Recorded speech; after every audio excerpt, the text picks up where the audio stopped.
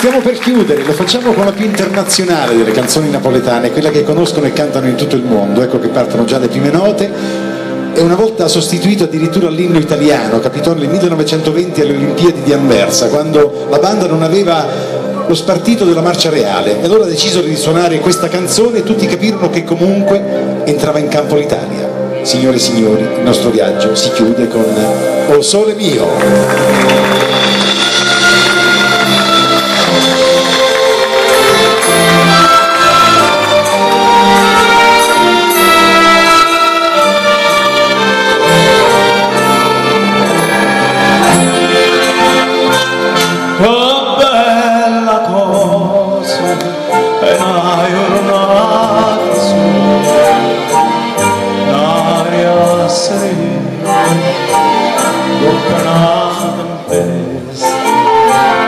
L'aria fresca pareggia la testa, che bella cosa.